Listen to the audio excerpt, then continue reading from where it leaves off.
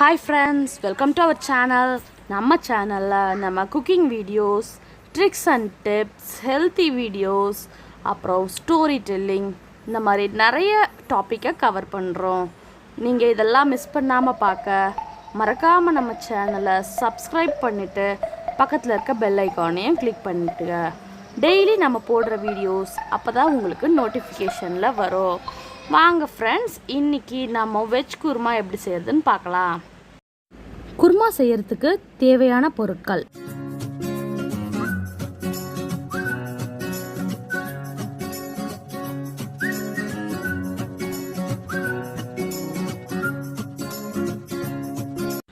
வாங்க ஃப்ரெண்ட்ஸ், நம்ம இப்போ வெஜ் குருமா எப்படி செய்கிறதுன்ட்டு பார்க்கலாம். ஃபஸ்ட்டு நம்ம அரைக்கிறதுக்கு தேவையானதெல்லாம் பார்த்துக்கலாம். 2 வெங்காயத்தை பெருசு பெருசாகவே கட் பண்ணி வச்சுக்கிறோம். 2 தக்காளியும் பெருசு பெருசாக கட் பண்ணி வச்சுக்கிறோம். கசகசாவும் முந்திரி பருப்பும் தண்ணியில் ஊற வச்சுருக்கோம். இஞ்சி பூண்டு கட் பண்ணி வச்சுருக்கிறோம். இஞ்சி இந்த சைஸ் கட் பண்ணோன்னா நமக்கு அரைக்கிறதுக்கு ஈஸியாக இருக்கும். தேங்காய் ஒரு 2 பத்தை பொடி பொடியாக நறுக்கி வச்சுருக்கிறோம். ஃப்ரெண்ட்ஸ், இதெல்லாம் நம்ம அரைக்கிறதுக்கு தேவையான பொருட்கள்.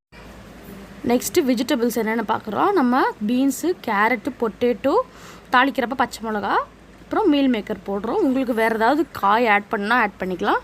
கத்திரிக்காய், நூக்கல், பச்சை பட்டாணி இந்த மாதிரி ஆட் பண்ணிக்கலாம். இது தாளிக்கிறதுக்கு வெங்காயமும் கொத்தமல்லியும் தனியாக கட் பண்ணி வச்சுக்கிறோம். மீல் மேக்கர் வேக வைக்கிறதுக்கு சுடு தண்ணியில் உப்பு போட்டு மீல் மேக்கர் அதில் போட்டு பாயில் பண்ணி ஒரு 2 டைம்ஸ் நார்மல் வாட்டரில் வாஷ் பண்ணிவிட்டு நம்ம பிழிஞ்சு எடுத்து ரெடி பண்ணி வச்சிட்டோன்னா மீல் மேக்கர் ரெடி ஆகிடும். நெக்ஸ்ட்டு நம்ம குருமா செய்கிறதுக்கு குக்கரை அடுப்பில் வச்சிடலாம். குக்கர் நல்லா சுடட்டும். குக்கர் சுட்ட உடனே அதில் ஒரு 3 டீஸ்பூன் எண்ணெய் ஆட் பண்ணிக்கிறோம். இது கடலை எண்ணெய் தான். நாங்கள் கடலை எண்ணெயில் சமைக்கிறோம். நீங்கள் ஒரு நாளும் ஒரு எண்ணெயில் சமைக்கணும். குருமா தேங்காய் எண்ணெயில் செஞ்சிங்கன்னா இன்னும் டேஸ்ட்டாக இருக்கும். எண்ணெய் சுட்டுடுச்சான்னு பாருங்கள். எண்ணெய் சுட்ட உடனே சோம்பு ஃபஸ்ட்டு போட்டுக்கலாம். எண்ணெய் சுட்ட பிறகு தான் போடணும். சோம்பு ஒரு 1/4 ஸ்பூன். சோம்பு பொரியட்டும், வெயிட் பண்ணலாம்.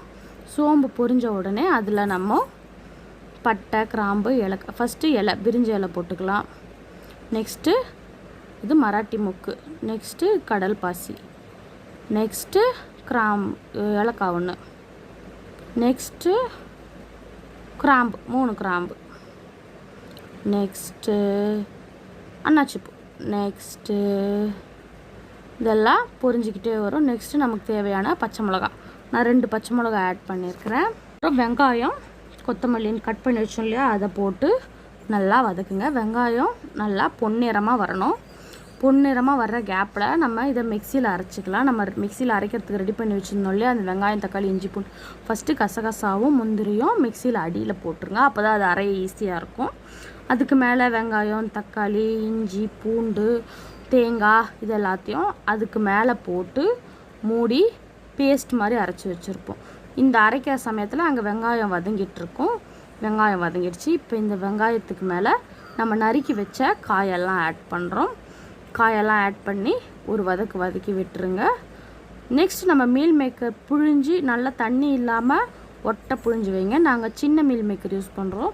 நீங்கள் பெரிய மீல் மேக்கர் யூஸ் பண்ணால் கட் பண்ணி கூட போடலாம். இதை போட்டு நல்லா மிக்ஸ் பண்ணுங்கள். இப்போ இந்த காய்க்கும் இந்த மீல் மேக்கருக்கு தண்ணியில் சால்ட்டு போட்டோம். காய்க்கு இப்போ கொஞ்சம் சால்ட்டு தேவையில்லையா, அதனால் கொஞ்சமாக சால்ட்டு போட்டோன்னா சீக்கிரமாக வதங்கும். நல்லா மிக்ஸ் பண்ணிவிட்டு ஒரு 2 நிமிஷம் எண்ணெயிலே வதங்கட்டும். இந்த கேப்பில் நம்ம மிக்சியில் அரைச்சதை பார்க்கலாம். நல்லா நைஸ் பேஸ்ட்டாக மிக்சியில் அரைச்சி வச்சுக்கிட்டோம். ஒரு 2 மினிட்ஸ் இது வதங்கின பிறகு நம்ம மிக்சியில் அரைச்சி வச்ச பேஸ்ட்டை இதில் ஆட் பண்ண போகிறோம். ஆட் பண்ணிவிட்டு ஃபஸ்ட்டு ஒரு மிக்ஸ் பண்ணி விட்டுறலாம். நம்ம மிக்சியில் மீதி ஊற்றிருக்கோம், அதையும் வேஸ்ட் பண்ண தேவையில்ல. அதில் தண்ணி ஊற்றி இதில் ஆட் பண்ணிக்கலாம். ஆட் பண்ணி ஃபஸ்ட்டு மிக்ஸ் பண்ணுங்கள். ஒரு 2 மினிட்ஸ் கழித்து நம்ம அதுக்கப்புறமா மசாலா ஆட் பண்ணலாம். ஆனால் மசாலா போடலாம். 1 ஸ்பூன் மிளகாத்தூள், 1/2 ஸ்பூன் தனியாத்தூள், 1 ஸ்பூன் கரம் மசாலா, 1/4 ஸ்பூன் மஞ்சத்தூள். இதை நம்ம குழம்புல ஆட் பண்ணலாம். ஆட் பண்ணி நல்லா மிக்ஸ் பண்ணி விடலாம். மிக்ஸ் பண்ணி விட்டு ஒரு 3 மினிட்ஸ் இப்படியே நல்லா கொதிக்கட்டும். அதுக்கப்புறமா நம்ம குழம்புக்கு தேவையான தண்ணி ஊற்றிக்கலாம். இப்போ நல்லா கொஞ்சம் மிக்ஸ் ஆகி கொதிச்சிடுச்சு. இப்போ குழம்புக்கு தேவையான மீதி உப்பு, நம்ம ஃபஸ்ட்டு வதக்கிறதுக்கு ஒரு 1/4 ஸ்பூன் உப்பு ஆட் பண்ணோம். இப்போ மொத்த குழம்புக்கும் கல்லுப்பு ஆட் பண்ணுறோம். குழம்புக்கு கல்லுப்பு தான் பெஸ்ட்டு. இப்போ இதை நல்லா மிக்ஸ் பண்ணி விட்டுட்டு மீதி நம்ம குழம்போட கன்சிஸ்டன்சி எவ்வளோ தேவையோ அவ்வளோ தண்ணி ஆட் பண்ணிக்கோங்க.